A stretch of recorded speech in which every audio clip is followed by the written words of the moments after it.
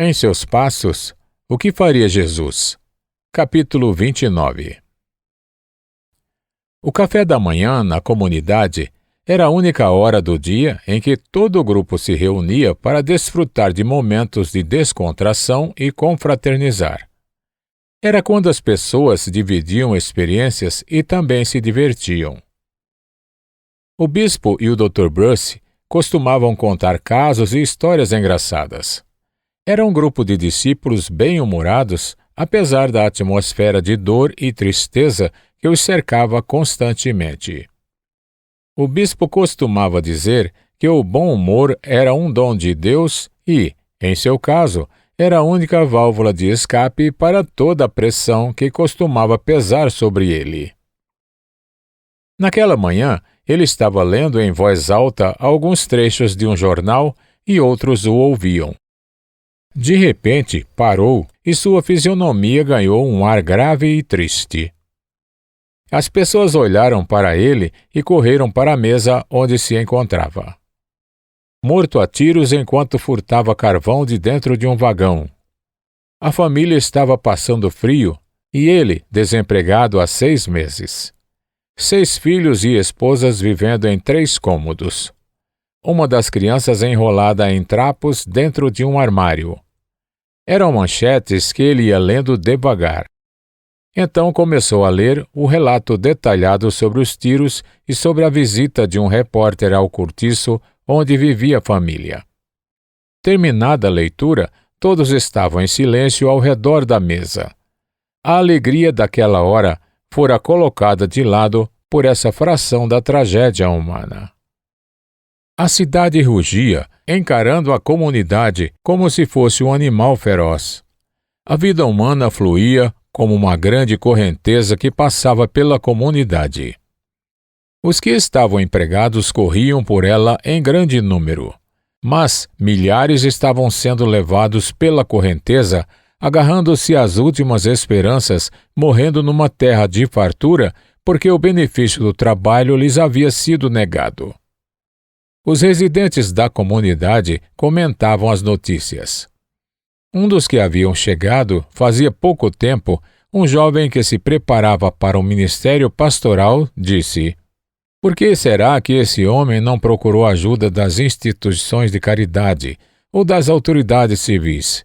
Com certeza não é possível, por pior que seja esta cidade cheia de cristãos, e ele não fosse socorrido em sua necessidade de alimento e combustível para se aquecer do frio." "Concordo com você", respondeu o Dr. Bruce. "Mas não sabemos a história de vida desse homem. É possível que tenha pedido ajuda tantas vezes que, no momento de desespero, resolveu agir por conta própria. Já vi outros casos assim neste inverno." "Isso não é o pior da história", disse o bispo. "O que é medonho nisso tudo é o fato de ele estar desempregado há 6 meses. Por que essas pessoas não vão para o interior?" perguntou o aluno de teologia. Estava na mesa alguém que havia feito um estudo especial sobre as oportunidades de trabalho no país. E foi essa pessoa que respondeu. De acordo com ela, os locais no interior onde havia emprego fixo eram raríssimos, e em quase todos os casos, as vagas eram preenchidas por homens solteiros. E se a esposa ou algum filho estivesse doente, como ele poderia mudar-se para o interior? Como pagaria a mudança, por mais simples que fosse? É provável que houvesse um grande número de razões que levaram esse homem a ficar onde estava. "E agora estão lá sozinhas, a esposa e as crianças", disse a Sra. Bruce. "Que coisa terrível! Onde você disse que fica esse lugar?" "Pois é, fica a 3 quadras daqui, dentro do distrito Penrose. Acho que o próprio Penrose é dono de metade das casas que ali se encontram. Estão entre as piores construções neste lado da cidade. E Penrose é membro de igreja." "É verdade. Ele pertence à igreja da Nazaré Avenue", respondeu o Dr. Bruce em voz baixa.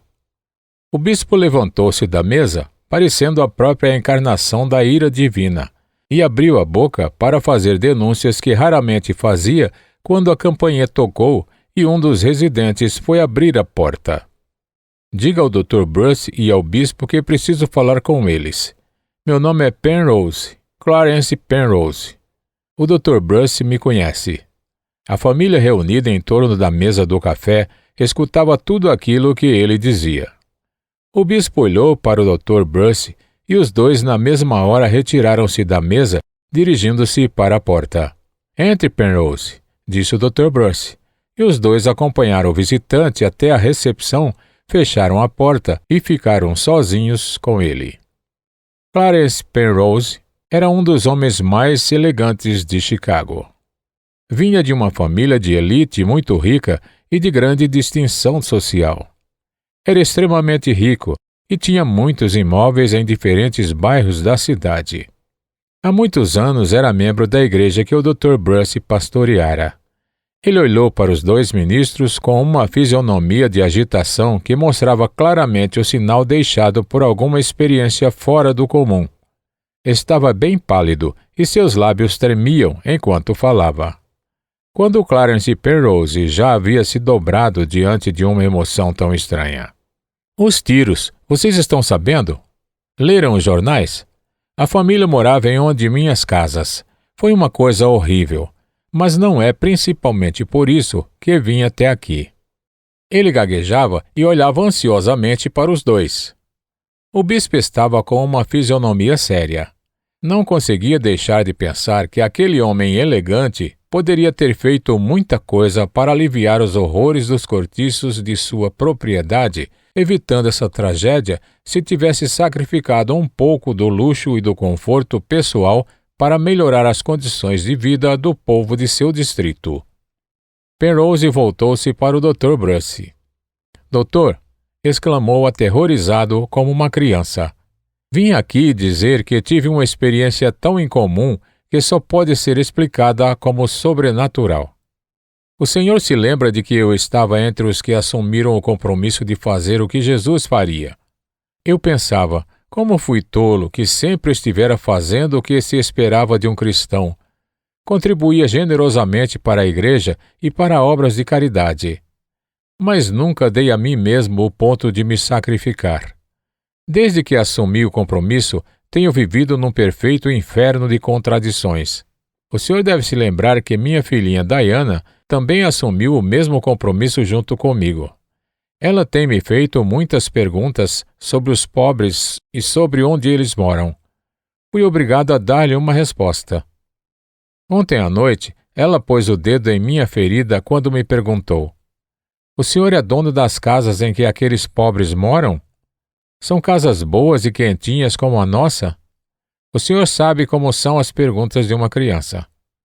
Fui para a cama atormentado com aquilo e agora reconheço que foi um peso que Deus colocou em minha consciência. Eu não conseguia dormir. Foi como se eu estivesse no dia do juízo final. Estava diante do juiz. Ele me pediu que fizesse um relato do que eu havia feito neste mundo. Quantas almas eu havia visitado na prisão? O que eu havia feito com os bens que Deus me dera para administrar? O que eram aqueles cortiços onde as pessoas ficavam congeladas no inverno e sufocadas no verão? Tive alguma preocupação com relação a elas que não fosse receber os aluguéis? Onde estava o sofrimento na minha vida? Será que Jesus faria o que eu havia feito e estava fazendo? Havia eu rompido meu compromisso? Como havia usado o dinheiro, a cultura e a influência social que eu possuía? Tinha sido para abençoar as pessoas, para aliviar-lhes o sofrimento, para levar alegria para os aflitos e esperança para os desanimados? Eu havia recebido muito, mas quanto eu tinha dado? Tudo isso me ocorreu numa visão que tive acordado, e foi tão claro como também é clara a visão que estou tendo de vocês e de mim neste momento. Não conseguia entender o final da visão. Por minha mente, passava uma imagem confusa do Cristo sofredor apontando seu dedo para me condenar, mas o resto estava envolto em trevas e neblina. Estou há 24 horas sem dormir. A primeira coisa que vi esta manhã foi a notícia dos tiros no depósito de carvão. Li o relato com um sentimento de pavor que ainda me acompanha. Sou uma criatura culpada diante de Deus. Penrose parou de falar de repente. Os dois olhavam para ele solenemente. Com que poder o Espírito Santo havia atuado na alma deste homem que sempre fora independente, elegante, estudado, que levava uma vida social tranquila, sem se preocupar com as tristezas de uma cidade grande e praticamente ignorava o que significa sofrer por amor de Jesus. O poder que tomou conta daquele recinto era o mesmo que sobreviera à igreja de Henry Maxwell e da Nazaré Avenue. O bispo colocou a mão sobre o ombro de Penrose e disse: Meu irmão, Deus tem estado muito perto de você. Vamos lhe dar graças. Sim, claro, respondeu Penrose aos prantos. Então sentou-se numa cadeira e cobriu o rosto com as mãos. Depois da oração do bispo, Penrose perguntou: Vocês podem me acompanhar até aquela casa?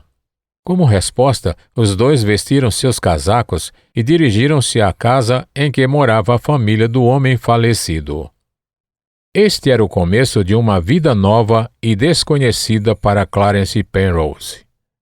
No momento em que pôs os pés naquele casebre miserável e viu pela primeira vez na vida o desespero e o sofrimento de uma família, algo que ele conhecia só de ouvir, uma nova vida teve início.